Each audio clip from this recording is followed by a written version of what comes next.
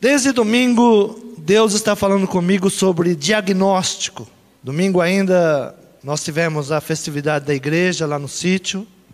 E pela manhã começou a chover, né? E dentro do meu coração disse, puxa vida, Deus, tantos dias para chover, né? Vai chover justo hoje. E dentro talvez da minha vaidade eu falei, bom, acho que eu vou orar para que venha o sol, né? Aí Deus falou, não. Eu tenho algo para falar com você hoje. E o Senhor foi ministrando no meu coração sobre o diagnóstico. Aquilo que nós olhamos e às vezes nós pensamos que não pode mudar, mas Deus muda. Aquilo que nós achamos que não tem jeito aos nossos olhos, mas pelo poder de Deus tudo pode ser mudado. E aquele dia foi mudando, e à tarde tivemos um dia maravilhoso, sol. Quem não foi perdeu, né? Quem fez um diagnóstico errado do dia, ao acordar de manhã disse, vai chover o dia inteiro, né? E não choveu o dia inteiro. Nós aproveitamos o dia, a noite foi maravilhosa, foi uma grande bênção. Amém? Amém. Quem esteve lá, comeu melhor. E quem não esteve, outra vez faça um diagnóstico diferente. Creia que Deus pode mudar toda e qualquer situação. Amém? Podeis tomar assento. Eu vou ler uma passagem apenas para a introdução da mensagem que está em Levítico, capítulo 14, no versículo 33. A lei acerca da lepra numa casa. Falou mais o Senhor a Moisés e Arão, dizendo, quando tiverdes entrado na terra de Canaã, que vos eis de dar por possessão, e eu enviar a praga da lepra a alguma casa da terra da vossa possessão, então virá aquele de quem for a casa, e o fará saber o sacerdote, dizendo, parece-me que há como praga em minha casa. E o sacerdote ordenará que despejem a casa, antes que venha o sacerdote para examinar a praga, para que tudo que está na casa não seja contaminado. Depois virá o sacerdote para examinar a casa. Diga, o sacerdote deve examinar. Quantos são sacerdotes? Sacerdotisas? Diga, a minha função é examinar antes de fazer. Então, o diagnóstico é o conhecimento ou determinação de uma doença pela observação dos seus sintomas, conjunto dos sintomas em que se funda esta determinação. Então, o que é um diagnóstico? É o estudo. Pelos sintomas, nós vamos examinar e olhar e tirar uma conclusão daquilo que está acontecendo. Quando Deus dá essa ordem a Moisés, Ele fala que quando estiver na sua casa e houver ali uma praga da lepra, e a lepra nós sabemos que na Bíblia representa pecado. Então, quando houver a praga do pecado na sua casa, você deverá chamar o sacerdote e ele vai examinar.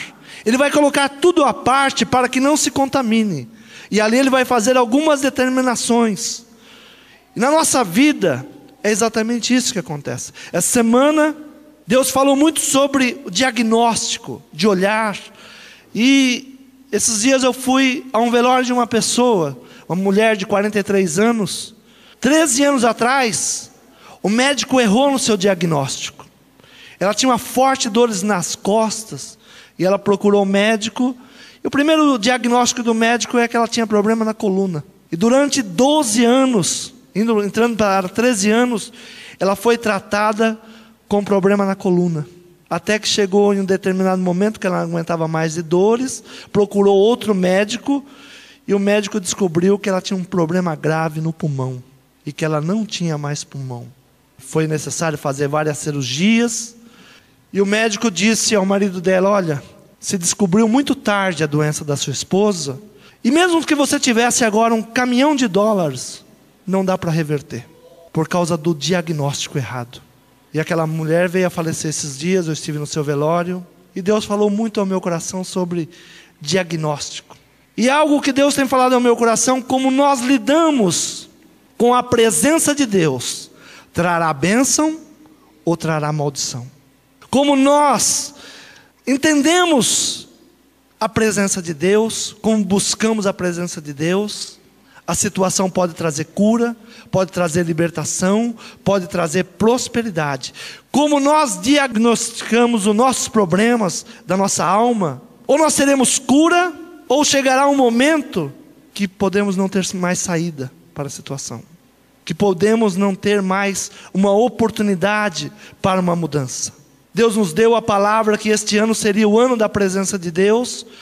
Uma pessoa me procurou e disse: olha, pastor, eu vou falar algo muito sério para você. Eu não acredito muito que este ano é o ano da presença de Deus, não. Né? E eu respondi para ele: muitas pessoas têm cura na presença de Deus, mas muitas pessoas morrem na presença de Deus. Tudo depende como você responde ao diagnóstico, como você responde aquilo que Deus está falando a você, como você responde aquilo que Deus está propondo para você. Jesus mesmo, ele dá 2 exemplos de diagnósticos. Comparando a igreja a uma árvore, ele diz: olha, o ramo, o galho que não dá fruto, corta e lança fora. E às vezes nós não fazemos isso. Nós mantemos aquele galho, ou aquela situação que não dá bons frutos na nossa vida. Mas Jesus, ele diz: o galho que não dá frutos, corta e lança fora, para que a árvore possa dar mais frutos. Em outro momento ele faz um outro diagnóstico e diz: chegou o jardineiro diante da árvore e viu que não havia frutos. Aí o jardineiro chega para o seu senhor e diz: me dá mais um ano, porque eu vou adubar esta árvore, eu vou tratar desta árvore, e no ano seguinte, se não houver fruto, nós arrancaremos fora. Mas me dá uma oportunidade. São 2 diagnósticos. Um que deve ser cortado e o outro que deve ser esperado mais um tempo, adubar, acreditar, investir, para que aquela árvore possa dar mais frutos. Diga: Deus não faz nada sem usar os seus profetas. Deus nunca quer o nosso pior. Deus não se alegra na nossa situação de derrota. E nós vamos ler algo sobre o profeta Eli. 1 Samuel capítulo 2. Deus dá uma ordem sobre a casa do profeta Eli. No versículo 27. E veio o homem de Deus a Eli e disse-lhe: assim diz o Senhor, não me manifestei na verdade à casa do teu pai, estando os israelitas ainda no Egito, na casa de Faraó? Eu o escolhi dentre todas as tribos de Israel para o sacerdote, para oferecer o meu altar, para acender o incenso e para trazer o éfode perante a mim. Dei à casa do teu pai todas as ofertas queimadas dos filhos de Israel, porque dás coices contra o sacrifício e contra a minha oferta de manjares que ordenei na minha morada, e honras a teus filhos mais do que a mim, para vos engordardes do principal de toda oferta do meu povo de Israel. Portanto, diz o Senhor Deus de Israel: na verdade tinha dito eu que a tua casa e a casa do teu pai andariam diante de mim perpetuamente. Porém agora, diz o Senhor, longe de mim tal coisa, porque os que me honram, honrarei, porém os que me desprezam, serão desprezados. E ele teria tudo para mudar essa situação. Deveria chamar os seus filhos, ensinar os seus filhos, deveria mudar a situação da sua casa, porque Deus não queria romper com a sua palavra. Deus não queria quebrar a sua aliança com a casa de Eli. Deus enviou o profeta para que houvesse mudança. Diga: Deus envia os profetas para que haja mudança. E não houve ali uma mudança, não houve ali algo que mudasse na casa de Eli. E o povo de Israel, ele entra em guerra. Ele começa uma guerra contra os filisteus, no capítulo 4. E veio a palavra dos e veio a palavra de Samuel a todo Israel. Israel saiu ao encontro, a peleja aos filisteus, e se acampou junto a Ebenezer, e os filisteus se acamparam junto a Éfrata. E os filisteus se dispuseram em ordem de batalha para sair do encontro a Israel. Estendendo-se a peleja, Israel foi ferido diante dos filisteus, porque feriram na batalha no campo uns 4.000 homens. E tornando o povo ao arraial, disseram os anciões de Israel: por que nos feriu o Senhor hoje diante dos filisteus? Esta foi a pergunta que o exército de Israel fez. E aqui nós temos um diagnóstico errado. Diga, o diagnóstico errado nos leva à derrota. Deus usou o profeta para chegar diante de Eli e dizer: olha, a tua casa foi pesada em balança, e a balança está contra você. Ou você muda a sua casa, ou você muda a sua vida, ou senão os seus filhos não envelhecerão, ou senão a tua casa não terá mais honra. Eu vou retirar o sacerdócio da sua casa. E não entendendo isso, continuaram de qualquer jeito, e perderam as batalhas, e perderam essa batalha, e voltaram. E os anciões fazem aqui um diagnóstico errado. E tornando o povo ao arraial, disseram os anciões de Israel: por que nos feriu o Senhor hoje diante dos filisteus? Tragamos de Siló a arca do concerto, e venha no meio de nós, para que nos livre das mãos dos nossos inimigos. Diga, a presença de Deus não é amuleto de sorte. O povo aqui pensou que a arca do concerto era um amuleto de sorte. Esta arca que está aqui é um simbolismo da presença de Deus, não é um amuleto de sorte. Muitas pessoas pensam que o óleo da unção é um amuleto de sorte. Não querem mudar a sua vida, não querem mudar a sua casa, não querem mudar as suas atitudes, mas pensam que por passar o óleo na cabeça, tudo vai mudar. Não. Diga, são mudanças de princípios.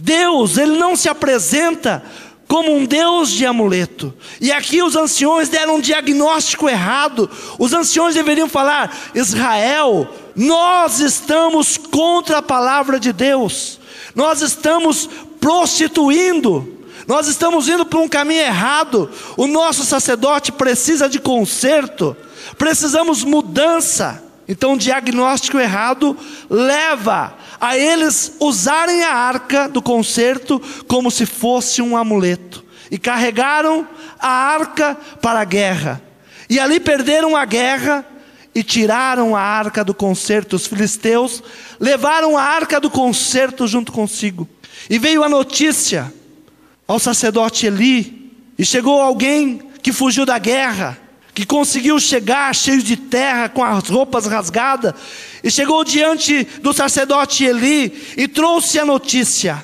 a arca foi levada e os seus filhos foram mortos. E o sacerdote ali, ele recebe aquela notícia, estava sentado numa cadeira, e ali mesmo ele cai e quebra o pescoço e morre.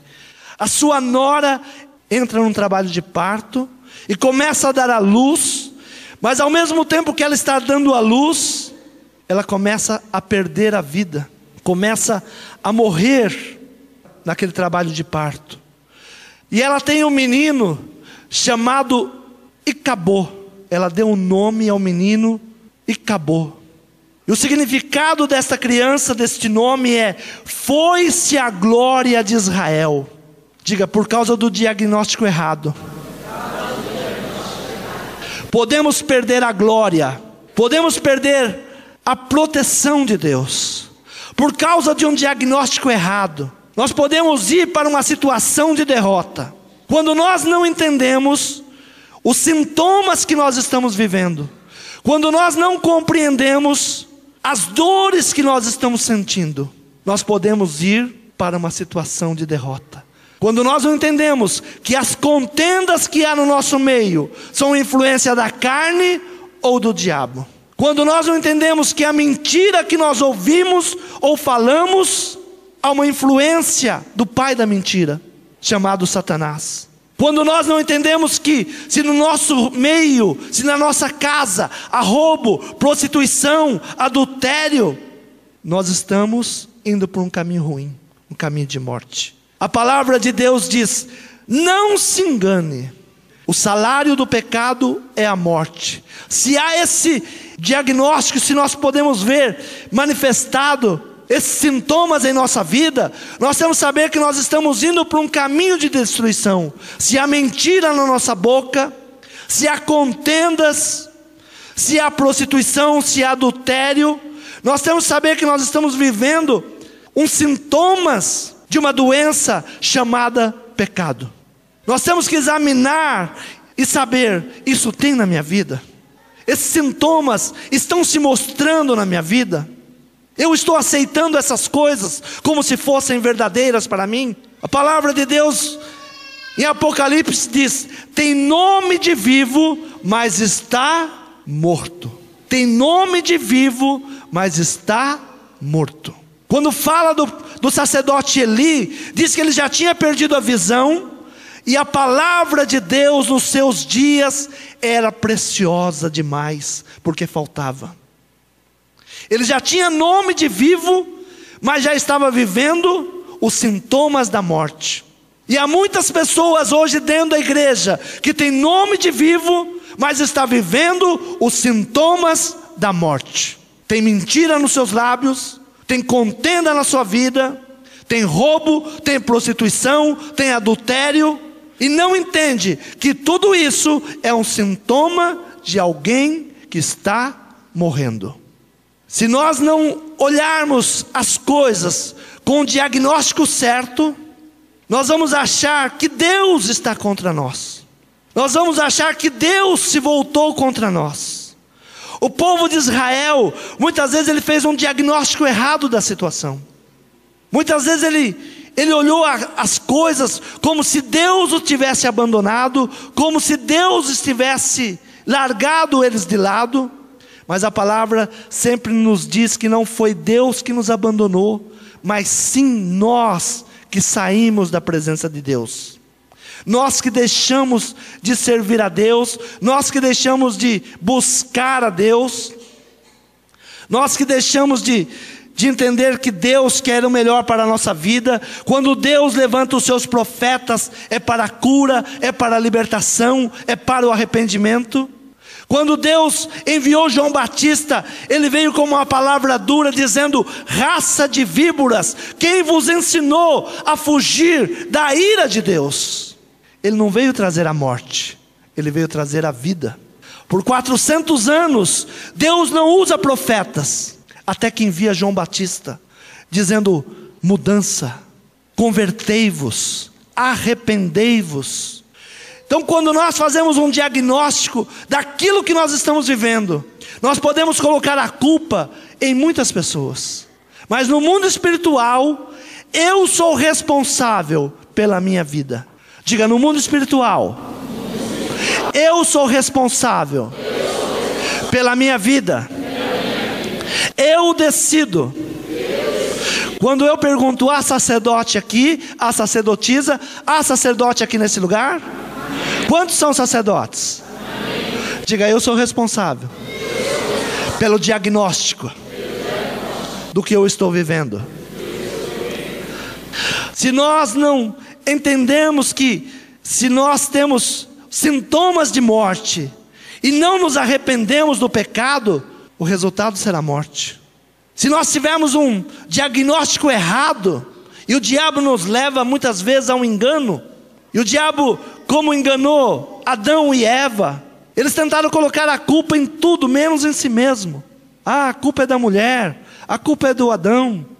Davi, ele passou por um processo de pecado, mas quando Deus envia o profeta, ele sabia que ele estava cheirando morte, porque ele dizia: enquanto eu me calei, os meus ossos secaram. Davi começa a sentir o cheiro de morte na sua vida, sentir os sintomas de morte no seu corpo, e ele diz: enquanto eu me calei, os meus ossos secaram, a tristeza entrou em meu coração, a angústia tomou conta do meu espírito. E ele não disse, foi por causa da mulher, ou foi por causa do povo. Ele disse, Senhor, só eu errei, só eu pequei. E pelo diagnóstico certo, ele recebeu a libertação, recebeu a cura, e o Espírito de Deus não foi retirado dele. Amém? Amém. Quantos querem fazer um diagnóstico certo? Amém. O diagnóstico do povo de Israel foi exatamente pensar que a presença de Deus era apenas um amuleto. É como se fosse um amuleto. Muitas pessoas tomam a Santa Ceia como se fosse um amuleto. Não, a Santa Ceia é participar do corpo e do sangue de Cristo. Não é um amuleto. Ah, hoje eu estou em pecado, eu não vou participar. Hoje eu nem vou na igreja, porque eu estou em pecado. A palavra de Deus nos diz o seguinte: se há algo em tua vida contra o teu irmão, antes de trazer a oferta, vai lá e se conserte com teu irmão. Então há diagnósticos que nós temos que fazer. Como eu estou agindo, como eu estou pensando, como eu devo caminhar, como eu devo fazer. Tirar os amuletos da nossa vida. Ah, o sangue de Jesus. Não. Se você não tiver em aliança o sangue de Jesus, não pode fazer nada da sua vida. Se você não tiver comendo a carne e bebendo o sangue de Cristo, a tua casa cairá. O inimigo virá contra você e vai ter vitória contra você. Se não houver arrependimento dos nossos erros, se não tiver uma mudança, nós cairemos na mão do inimigo. Eli e a sua casa teve toda a oportunidade de mudar. Ali estavam os seus filhos. Eles teriam a oportunidade de serem corrigidos, não foram corrigidos. E a sua nora, no momento que dá abertura a uma nova geração, ela diz: essa geração é a geração que não tem a presença de Deus. Uma nova geração é sempre para trazer esperança. Uma nova geração é sempre para trazer algo novo sobre a terra. Mas houve um decreto sobre aquela vida dizendo: e acabou, foi-se a glória de Deus. E os filisteus levaram a arca embora e a meteram na casa de Dagom. Porém a presença de Deus traz juízo aos ídolos. Os filisteus também, fazendo um diagnóstico errado da arca do Senhor, da arca do concerto, pegaram a arca do concerto, sabendo que o Deus de Israel era um Deus poderoso. Eles temiam o Deus de Israel, mas eles pegaram a arca do concerto e colocaram junto com seus ídolos. Um diagnóstico errado. Não entenderam que isso aqui não é um ídolo. Não entenderam que isso aqui não é mais um Deus qualquer. Não entenderam que levando a arca, levando a presença de Deus, não poderia colocar a presença de Deus num lugar contaminado. Diga: a presença de Deus não permanece num lugar contaminado. A presença de Deus não permanece numa casa onde há espaço para ídolos. E nós temos que fazer esse diagnóstico. Será que a casa, que é o meu corpo, é só Deus que vai habitar? Ou eu estou querendo colocar a presença de Deus com outros ídolos?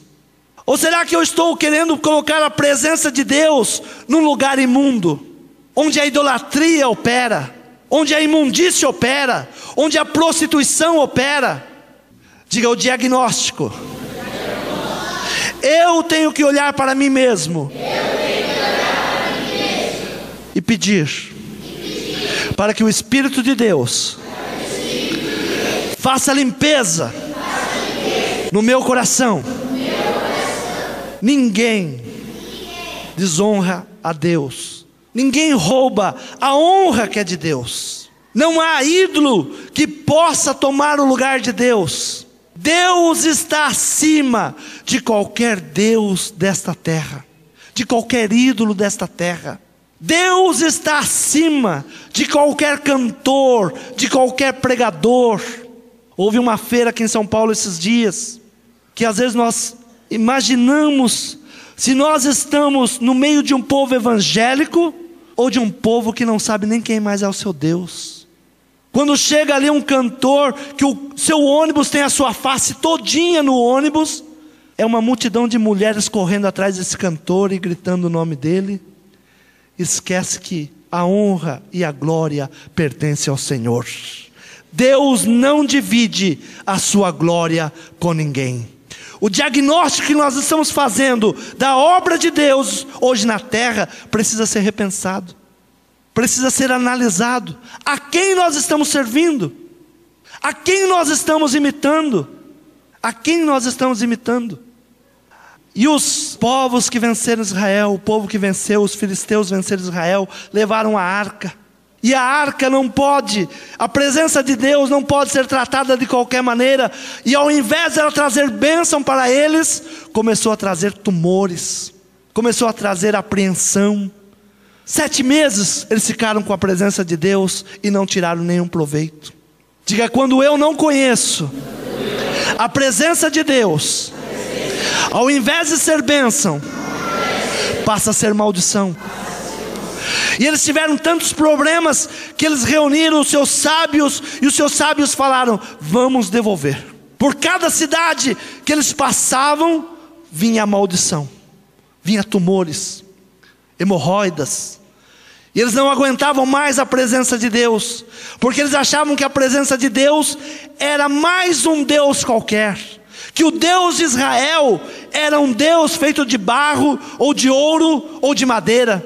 Diga: o nosso Deus é um Deus vivo, é um Deus que Ele cobra a sua adoração, é um Deus que quer o melhor, é um Deus que não aceita restos, é um Deus que não quer ser colocado em segundo plano, é um Deus que Ele quer e vai te dar o melhor, mas Ele quer o seu melhor também. Ele quer que você o tenha em primeiro lugar. E a arca volta e fica 20 anos na casa de Abinadab. E Davi é ungido rei. Nesse tempo, Davi é ungido rei. E Davi sabia da presença de Deus. Davi era um homem que servia a Deus. Davi era um homem que conhecia Deus. E ele coloca em seu coração e buscar a arca e trazer a arca para Jerusalém. Davi, ele começa a fazer um trabalho. Davi estava bem intencionado. Davi era um homem de boas intenções, porém equivocado. Há muitas pessoas na igreja de boas intenções. Há muitos pastores de boa intenção, mas equivocados. Há muitas coisas erradas que vão bem no começo e nós nos enganamos. Nada que é de Deus começa com mentiras. Nada que é de Deus começa com calúnias. Há coisas que no começo parece até que estão certo, que estão bem. E Davi, ele vai buscar a arca do concerto. Davi era um homem que ele deveria e sabia e conhecia a ordem de Deus, como a arca deveria ser carregada, como a arca deveria ser transportada. E eu já dei uma mensagem aqui dizendo o que significa cada coisa. Esses 2 varões significam salvação através do nosso Senhor Jesus Cristo. Diga: não há salvação a não ser pelo nosso Senhor Jesus Cristo. Essas 2 varas que Deus deu ordem para Moisés: coloque 2 varas e os levitas transportarão no seu ombro com as varas. Significa: Jesus é a nossa salvação. Se você quiser ter salvação por obras humanas, não vai alcançar. Se você quiser ter salvação pela sua sabedoria, não vai alcançar. Salvação só vem através do nosso Senhor Jesus Cristo. Ninguém transporta a arca sem Jesus Cristo. Amém? Diga: ninguém transporta a arca sem o nosso Senhor Jesus Cristo. E essas 2 varas significam salvação através do nosso Senhor Jesus Cristo.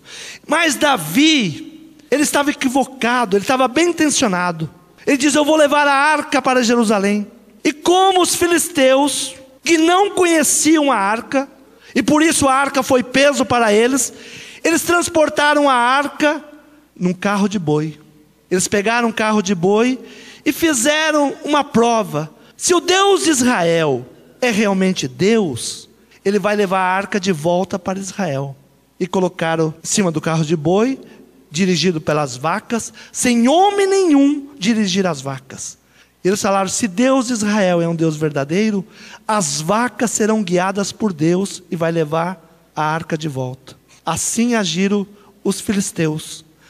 E quando Davi coloca em seu coração que deveria levar a arca de novo, ele não busca na palavra de Deus. E muitas pessoas querem trazer a presença de Deus para dentro da sua casa, sem consultar a palavra de Deus. Diga: para trazer a presença de Deus, é necessário examinar as Escrituras. Hoje há uma facilidade muito grande da gente ouvir alguém falar: ah, fulano falou isso, ciclano falou aquilo, eu acho que é desse jeito, eu acho que é daquele outro jeito. Diga: não interessa o que você acha, não interessa o que eu acho, interessa o que Deus determinou na sua palavra. Nós temos preguiça de examinar a palavra de Deus. Às vezes há pessoas bem intencionadas, mas equivocadas. E as pessoas equivocadas vão te dar um diagnóstico errado da sua situação. Há pessoas bem intencionadas. Davi era um homem bem intencionado, porém equivocado. E ele pega um carro de boi e vai transportar a arca. Há muita gente dentro da igreja hoje imitando. Deus não precisa de imitadores. Paulo diz: seja meu imitador como eu sou de Cristo. Agora olha para a minha vida. Se eu estiver imitando a Cristo, seja meu imitador. Há muitos pastores que dizem: não olhe para mim, olhe para Jesus. Não, olhe para mim, porque a minha obrigação como sacerdote é seguir a Jesus. Quem é sacerdote? Diga: a minha obrigação é ser como Cristo. E Davi, ao invés de vir na palavra, ele era rei agora. Ao invés de vir na palavra, saber o que Deus tinha ordenado, como a arca deveria ser carregada, ele começa a carregar em cima de um carro de boi. E começa a transportar, com alegria, com reverência. 2 Samuel capítulo 6, Davi traz a arca para Jerusalém. E tornou Davi a juntar todos os escolhidos de Israel, em número de 30.000. E levantou-se Davi e partiu com todo o povo que tinha consigo de Baalá de Judá, para levarem dali para cima a arca de Deus, sobre a qual se invoca o nome do Senhor dos Exércitos, que se assenta entre os querubins. E puseram a arca de Deus em um carro novo, e levaram da casa de Abinadab, que está em Geba, e Uzá e Aiô, filhos de Abinadab, guiavam o carro de novo, levando-o da casa de Abinadab, que está em Geba, com a arca de Deus. Aiô ia diante da arca, e Davi e toda a casa de Israel alegravam-se perante o Senhor com toda a sorte de instrumentos de madeira, de faia, com harpas, com saltérios, com tamborins, com pandeiros e com símbolos. E chegando à eira de Nacon, estendeu Uzá a mão à arca de Deus e segurou-a, porque os bois deixavam a pender. Então a ira do Senhor se acendeu contra Uzá, e Deus o feriu ali por esta imprudência, e morreu ali junto à arca de Deus. Davi se contristou, porque o Senhor abrira a rotura em Uzá, e chamou aquele lugar Pérez Uzá até o dia de hoje. E temeu Davi ao Senhor naquele dia e disse: como virá a mim a arca do Senhor? Diga: diagnóstico errado. Davi se entristeceu, porque Deus puniu Uzá. Ninguém poderia tocar na arca, a não ser os levitas. Carro de boi não poderia transportar a arca. Isso quer dizer, não é por força humana. E o nome de Uzá significa força. E Pérez significa quebrantamento. Então aquele lugar passou a se chamar quebrantamento da força. Diga, não é por força e não é por violência. A presença de Deus não é por força e não é por violência. E ali aqueles homens usaram um homem forte que se chama Uzá. E Uzá estava ali bem intencionado. Há muitas pessoas bem intencionadas, dizendo, eu tenho força, a arca não vai cair, eu seguro. Há muitas pessoas pensando, eu tenho muita inteligência, Deus não vai sair da minha vida, eu tenho muita inteligência. Não é por capacidade humana. Algumas outras pessoas podem pensar, eu tenho muito dinheiro, e pelo meu dinheiro a presença de Deus não sai. Não é por força humana, não é por força nem por violência, mas é pelo meu Espírito. É pelo meu Espírito. Davi era um homem bem intencionado. Ele fez tudo ao seu coração, parecia tudo certinho. Ele pegou uma carroça nova, ele colocou o povo com alegria, tocando, cantando. Ele sacrificou. Diga, melhor do que sacrifício é obedecer. É melhor obedecer do que sacrificar. Há muitas pessoas que preferem sacrificar do que obedecer. Mas é muito melhor obedecer. Qual é a vontade de Deus? O que Deus quer? O que Deus fala sobre isso? O que Deus fala para a minha vida? O que Deus quer que eu faça? Como que Deus quer que eu transporte a arca?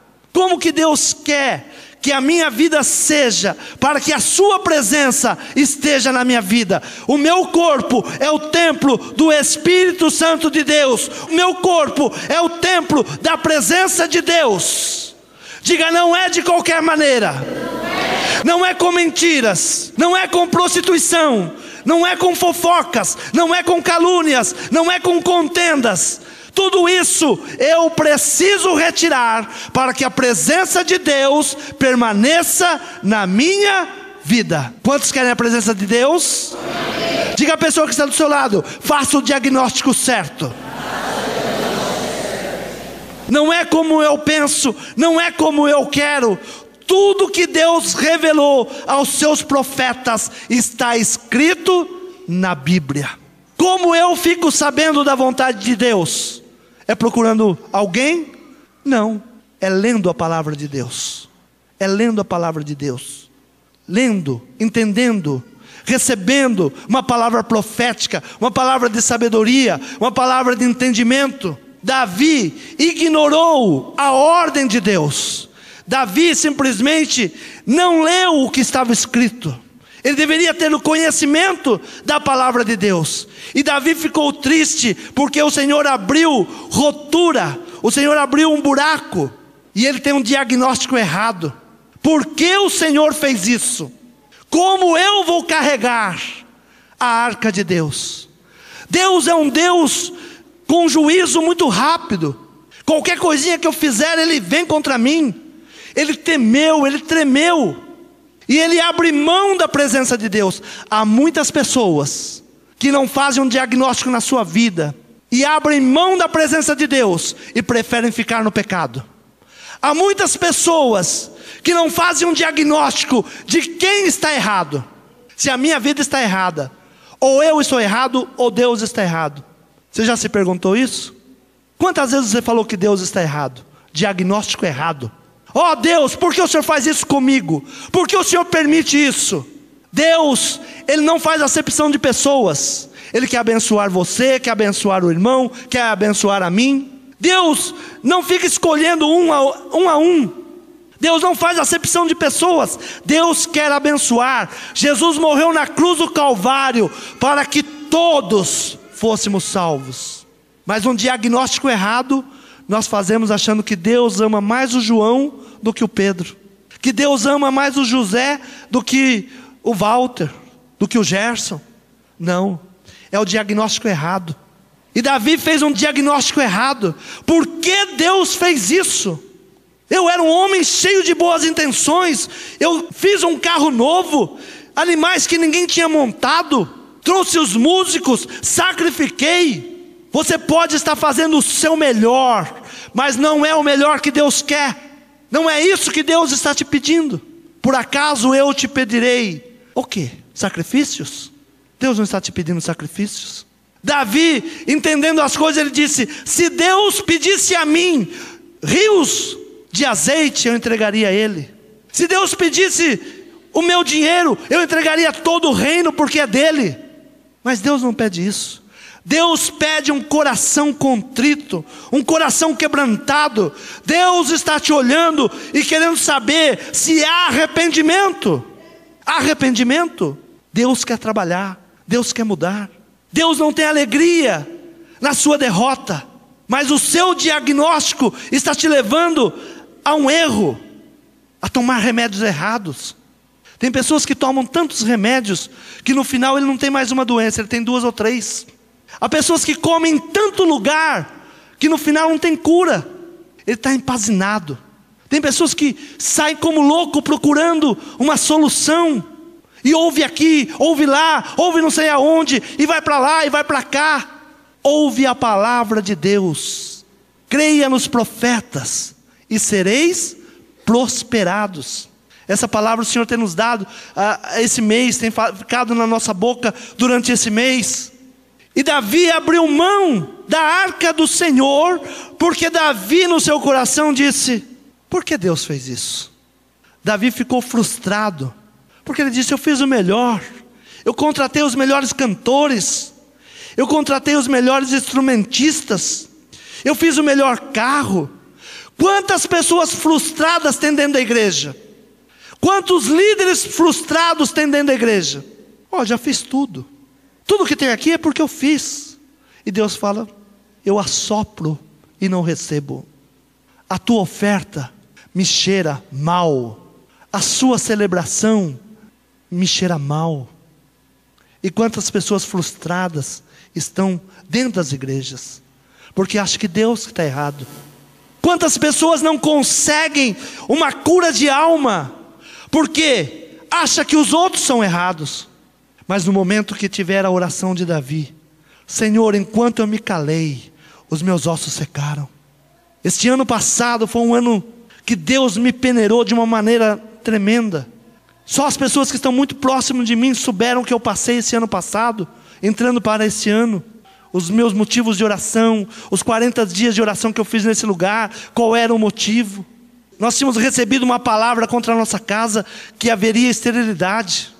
Uma palavra horrível contra a nossa casa, e aquilo me levou ao desespero. Um dia, o meu filho mais novo, ele já estava entrando em crise. Ele ficou 3 dias completamente isolado de todo mundo, não queria falar com ninguém, não queria saber de ninguém, se trancou na sua casa, ele e a sua esposa, e jogando a culpa em todo mundo. E a palavra, eu mandei chamá-los em casa, sentei na mesa, e eles me falaram: pai, eu não aceito. Quantas mulheres loucas têm filho, por que eu não tenho? Por que Deus faz isso com a gente? Era o diagnóstico louco. Pai, que Deus é esse? Tem mulheres que jogam criança, e naqueles dias parecia uma coisa horrível. Mulheres jogaram criança no lago, jogaram criança no lixo, e ele entrou numa crise terrível de depressão. E ali eu sentei com eles e falei: não, o diagnóstico está errado. Deus é um Deus misericordioso. Deus muda toda e qualquer situação. O diagnóstico que nós estamos tendo é errado. Ainda que os médicos falaram isso, em nome de Jesus eu não aceito. E falei: eu vou ungir vocês aqui agora, eu vou orar por vocês, e Deus vai mudar essa situação. Você crê? Eu poderia ter aceitado aquilo, seria algo simples de aceitar. Deus é um Deus louco. Ele dá filho para mulheres que não querem. Eu que quero, eu que desejo e não tenho. Disse: não, se há uma enfermidade, eu conheço um Deus que muda toda e qualquer situação. Se há uma situação de derrota, eu creio num Deus que muda a derrota em vitória. Se há um ataque maligno, o Deus que eu creio põe o diabo para correr. E ali entrei em oração com ele e falei: Deus vai mudar essa situação. E mudei ao coração dele dizendo: Deus não é culpado. Deus não é culpado. Deus ouve a nossa oração. E entrei num processo de oração. Vinha 6 horas da manhã aqui para o culto, para a igreja, e orava, e buscava, fiz votos, e o Senhor mudou a situação. Porque o meu diagnóstico não foi de aceitar a derrota, mas foi crer que Deus muda toda e qualquer situação. Hoje, graças a Deus, a minha casa tem 3 netas lindas, né? 3, todas parecidas com o vô, até a japonesa. Porque Deus muda toda e qualquer situação.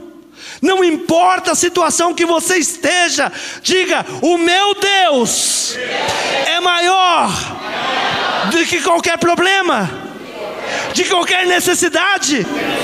O Deus que eu creio muda toda e qualquer situação. E Davi, na sua ignorância, porque ele era um homem como nós, sujeito às mesmas coisas, ele fez ali um diagnóstico errado. Por que Deus fez isso? É porque Deus não depende da força do homem. Diga: Deus não depende da força do homem. Mas Ele colocou Uzá, um homem forte, um homem bonito, para transportar a arca de Deus no lugar errado.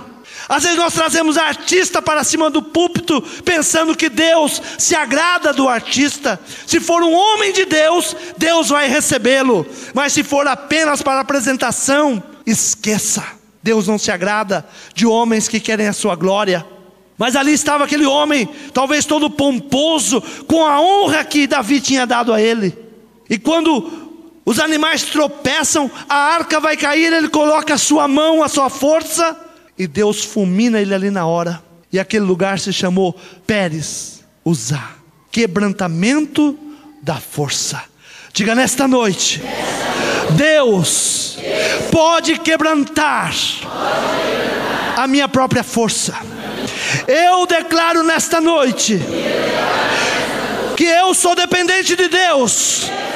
Eu preciso da misericórdia de Deus. Eu creio na atuação de Deus. Não é da maneira que eu quero, não é da maneira que eu penso, mas é como Deus determina. Eu sou teu servo, Senhor. Eu sou teu servo, Senhor. Davi ficou triste, porque o Senhor abriu uma rotura e teve um diagnóstico errado. Há muitas pessoas tristes dentro da igreja, porque tem um diagnóstico errado. É meu pai, é minha mãe, é meu irmão, é meu tio, é o meu pastor. A palavra de Deus diz: ainda que teu pai ou tua mãe te abandonasse, eu não te abandonarei. O Senhor é por você. Mas você tem um diagnóstico errado. Ninguém gosta de mim. Diagnóstico errado. Jesus deu a sua vida na cruz do Calvário por você. Você é uma pessoa especial. Ninguém é melhor do que você. Você é a semelhança do Deus vivo. E Davi, ele teve medo da arca. E ele pegou a arca e deu ordem: levem a casa de Obed-edom. Deixa lá, na casa de Obed-edom. E eu tive o privilégio de estar na casa de Obed-edom.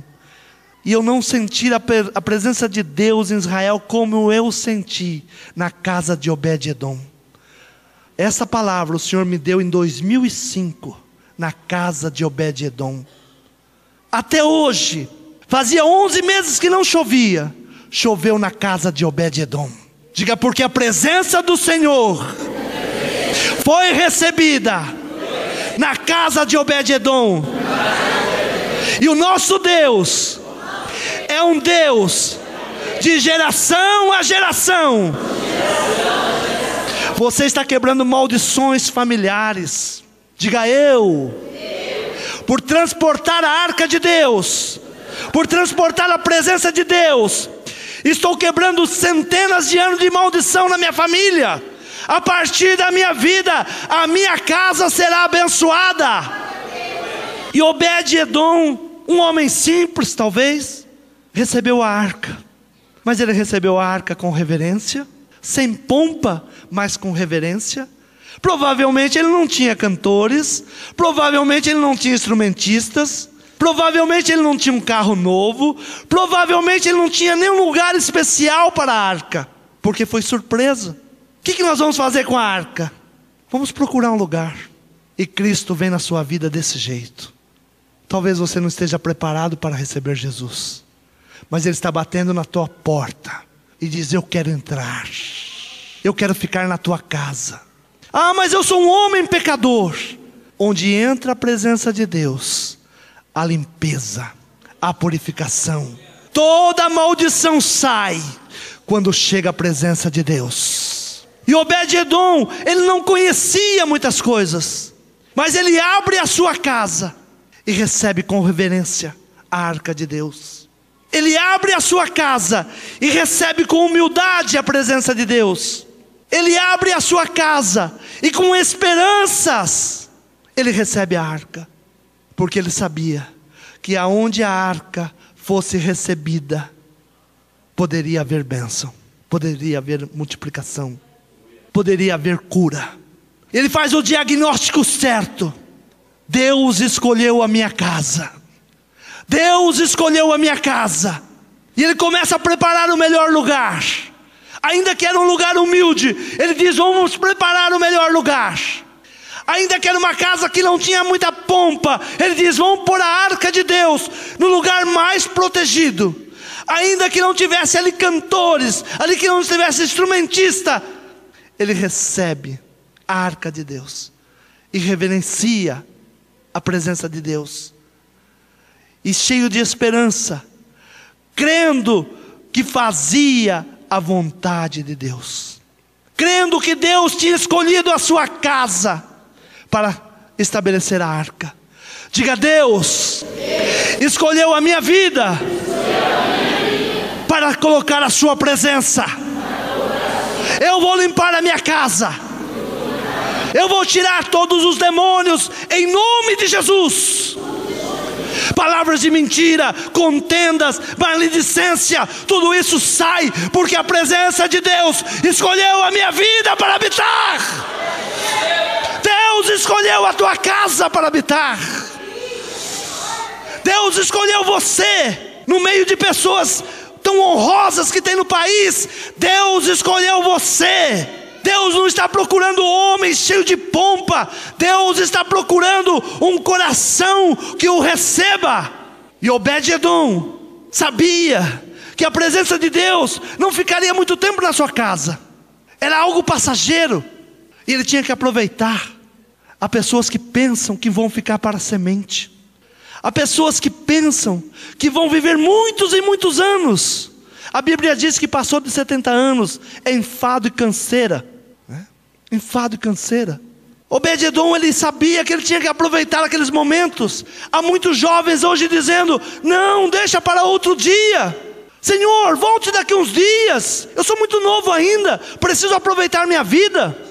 Mas Obed-edom entendia que os dias que a presença de Deus ia ficar na casa dele eram poucos dias, mas ele tira proveito de cada segundo. E no versículo 12 diz: então avisaram a Davi dizendo: abençoou o Senhor a casa de Obed-edom, tudo quanto tem, por amor da arca. Davi recebe a notícia: olha, a arca se tornou bênção na casa de Obed-edom. Os teus vizinhos vão receber essa notícia. A casa dela virou bênção por amor à presença de Deus. Mas não era uma pessoa que xingava, que gritava, que estava em contenda, que estava em adultério. Era. Mas quando entrou a presença de Deus, tudo mudou. Tudo mudou. Apenas 3 meses a arca ficou na casa de Obed-edom, mas gerações foram abençoadas. Depois de Obed-edom, toda a sua casa foi abençoada. E eu sou testemunha que a bênção de Deus está naquele lugar até hoje. É um lugar bonito, onde sentimos a presença de Deus, onde se prega Jesus, onde se fala o nome de Jesus. Por amor à arca, tudo foi abençoado. Foi pois Davi trouxe a arca de Deus para cima da casa, e Obed-edom a cidade de Davi com alegria. Aí Davi começa a mudar o seu diagnóstico. O problema não é Deus, o problema é como eu estava transportando a arca. O problema era como eu estava recebendo a arca. E Davi agora faz tudo certo, e Deus se alegra e abençoa. 1 Crônicas vai falar da família de Obed-edom. 1 Crônicas capítulo 26, no versículo 8. Todos esses foram dos filhos de Obed-edom, ele, seus filhos e seus irmãos, homens valentes de força para o ministério, por todos 62. Diga: Deus estende a sua bênção de geração a geração. Se você transportar a presença de Deus nessa noite, os seus filhos serão abençoados, os seus irmãos serão abençoados, a sua mãe será abençoada, o seu tio será abençoado, porque o Deus que nós servimos é um Deus que estende as suas bênçãos de geração a geração. Você crê? Diga: eu recebo a presença de Deus na minha vida. Por 3 meses, esses dias eu profetizei, serão os 3 melhores meses deste ano. Quem crê? Serão os 3 melhores meses deste ano. Deus vai fazer algo tremendo nesse lugar. Deus vai mudar situações, porque Deus traz um entendimento da sua presença. Deus traz um entendimento de como devemos servir a Deus. Deus traz um entendimento que temos que sair da mentira, da fofoca, do adultério. Temos que preparar o nosso coração, ainda que seja humilde e pequeno, para receber a presença de Deus. Deus quer fazer morada na sua vida. Deus não mora em 4 paredes. Deus não mora dentro de igreja. Deus mora dentro do seu coração. E se você abrir a sua casa, Deus vai fazer maravilhas. O Senhor nos falou esse dia e me deu um projeto para esses 3 meses. Durante 3 meses eu vou visitar famílias, empresas, comércios. Se você abrir a sua casa um dia por mês, eu estarei lá para abençoar a sua casa. Serão 3 meses que haverá uma equipe aqui que vai lá na sua casa, vai orar e vai determinar a bênção, e a bênção virá sobre a sua casa, sobre o seu negócio. Deus vai fazer mudanças. Você crê? Haverá homens, sacerdotes de Deus, em jejum e oração, e nós vamos atender o seu pedido. A casa que se abrir não será células, será um dia no mês. Você vai abrir a sua casa. Um dia no mês de outubro, um dia no mês de novembro e um dia no mês de dezembro. Nós iremos, se for um comércio, nós vamos lá e vamos ungir, vamos abençoar. Se for uma indústria, nós vamos lá, vamos ungir e abençoar. Se for uma casa, nós vamos lá ungir e abençoar.